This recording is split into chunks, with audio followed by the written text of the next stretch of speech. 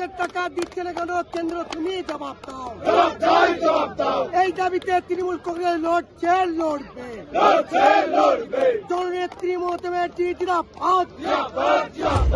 সর্বভারতীয় তৃণমূল কংগ্রেসের সভানেত্রী মমতা বন্দ্যোপাধ্যায় শনিবার সকালে ১০০ দিনের কাজের বঞ্চিত শ্রমিক এবং আবাস যোজনার বঞ্চিত উপভোক্তাদের কলকাতার রেড রোড সংলগ্ন ধর্নাস্থলে যোগ দেবার আহ্বান জানিয়েছিলেন। তিনি বলেন, আমি আপনাদের সকলকে অনুরোধ করব, অনেক দূর দূরান্তর থেকে আপনারা এসছেন।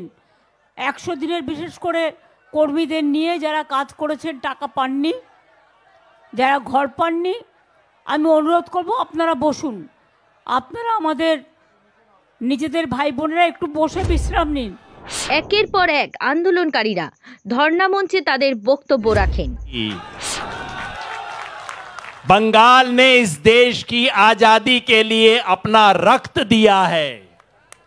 बंगाल ने इस देश को प्रेरणा, दृष्टि और दिशा दी है और बंगाल ने इसे राष्ट्रगान दिया है।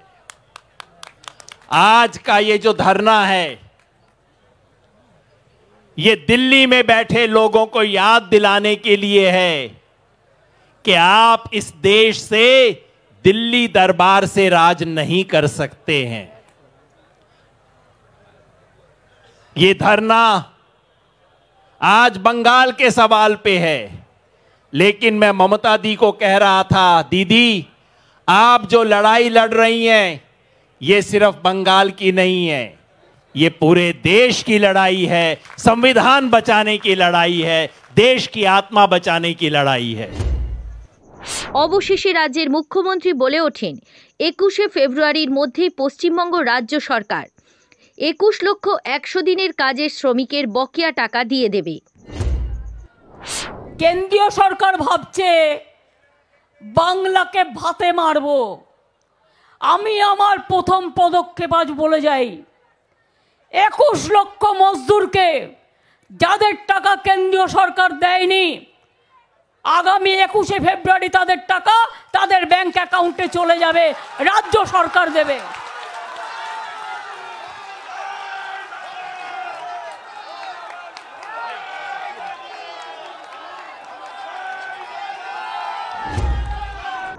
শনিবার ধর্ণামঞ্চ থেকে বঙ্গবিরোধী বিজেপির নিন্দা জানিয়ে মুখ্যমন্ত্রী মমতা বন্দ্যোপাধ্যায় বলেছেন, সুর ভবন দেশি ও বিদেশি বাদ্যযন্ত্রের বিশ্বস্ত প্রতিষ্ঠান, গার্লস স্কুল রোড, রায়ভিলার প্রথম গলি, ডায়মন্ড হারবার, পাতিবুনিয়ার সমুদ্র সৈকতের রিসর্ট বালুচর, থাকা খাওয়ার সুব্যবস্থা রয়েছে, গ্রাম্য পরিবেশ। পাতিবুনিয়ার জঙ্গলে রয়েছে বুনো শূকর হরিণ। দীঘা বকখালি মৌসুমী নয়। এবার আসুন পাতিবুনিয়ার রিসর্ট বালুচরে।